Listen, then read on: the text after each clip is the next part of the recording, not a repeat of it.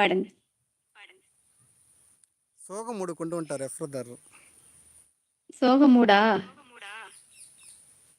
Hello? ஆமா. அப்ப இருக்குன்னு அர்த்தம். தேவி அக்கா, திலகம் அக்கா எல்லாருமே கேட்டுக்கோங்க.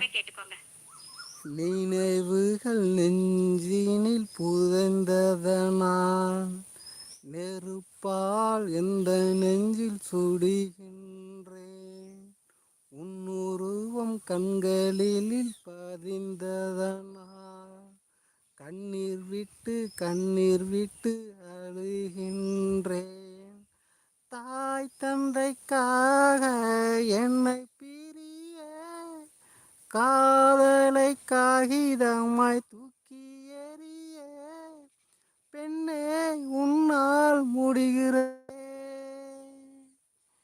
என்னால் ஏனோ முடியவில்லை.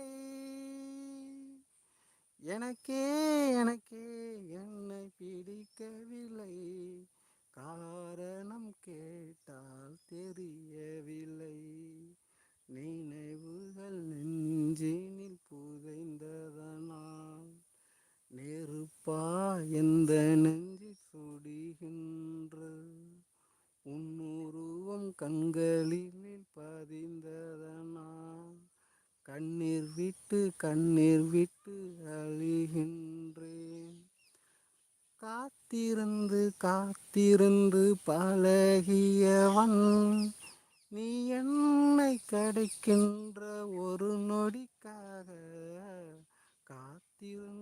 காத்திருந்து பழகியவன் கஷ்டப்பட்டு பேசியவன் நீ என்னை காதலிக்க உன் தாய்மொழியே. கஷ்டப்பட்டு பேசியவன் நொடிகள் எல்லாம் நோய்பட்டு என சுமந்து போக மறுக்கிறதோ. மொழிகள் எல்லாம் மூடாக்கி என்னை மௌனத்தை கூட எரிக்கிறதோ. சுவாசிக்க கூட முடியவில்லை, என்னை வாசிக்க மண்ணில் எவருமில்லை.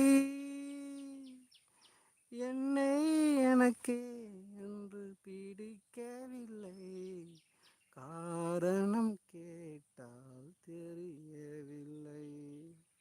ஓகே.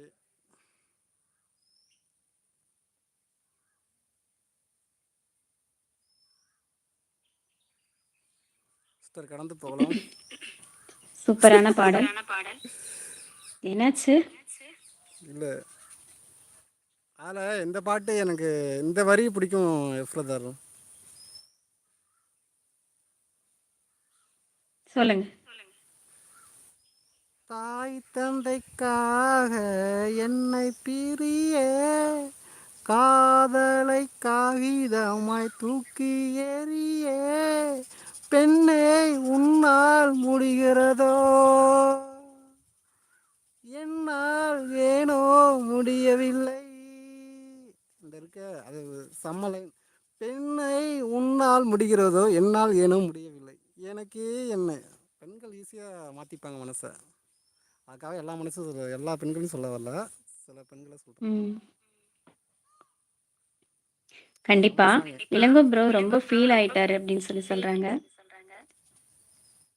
ரேவதி சிஸ்டர் சொல்றாங்க, எனக்கு இந்த மாதிரி பாடல்கள் பிடிக்காது சிஸ்டர், நல்லா சந்தோஷமா பாடும் பாடல் தான் பிடிக்கும்.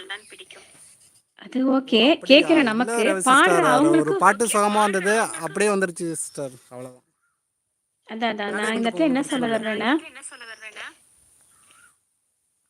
நமக்கு எப்பவுமே அப்படி கேட்கறதுக்கு பிடிக்கும், பாடுறவங்களுக்கும் பிடிக்கிற பாட்டு ஒன்று இருக்கும் இல்லையா, அதுக்காக அவங்க பாடுறாங்க, நம்மளும் அதை பிடிச்சு போய் பார்க்கறதுல தவறில்லை. ரெஜிஸ்டர் அதுக்கு ஓகே அந்த சாங் சொல்லியிருக்காரு. இளங்கோ ப்ரோ செம்ம அடி வாங்கியிருக்கீங்க போல லவ்ல அப்படின்னு சொல்லியிருக்காங்க. ஆமாம் பிரதர், எல்லாருமே வாழ்க்கையில் அடி வாங்கியிருப்போம், அடி வாங்காம மனிதனே கிடையாது. என்ன எல்லாரும் ஒரு தடவை அடி வாங்கியிருப்பாங்க. பரவாயில்ல, அது வந்து போல்டா சொல்லியிருக்கீங்க இளங்கோ கிருஷ்ணன், ரொம்ப மகிழ்ச்சி. இதில் என்னங்க இருக்கு, வாழ்றது கொஞ்சம் நல்லா வாழ்க்கை வாழ போகிறோம், இதில் என்ன இருக்கு அடி வாங்குறது அடி கொடுக்குறது? இல்லை, அதை சொல்றதுக்கும் ஒரு தைரியம் வேணும் இல்லையா? இதில் என்ன தைரியம் இருக்குது சொல்லுங்க, ரியாலிட்டியாக வாழ்க்கை பேசுறதுல என்ன இருக்குது? அநேகமாக இந்த நோட்டிஃபிகேஷன் உங்கள் அம்மாவுக்கும் அப்பாவுக்கும் போகும்னு நினைக்கிறேன். கண்டிப்பாக உங்களை கேள்வி கேட்பாங்க. கேள்வி கேட்கறதுலாம் ஒன்றும் இல்லை, ஒரு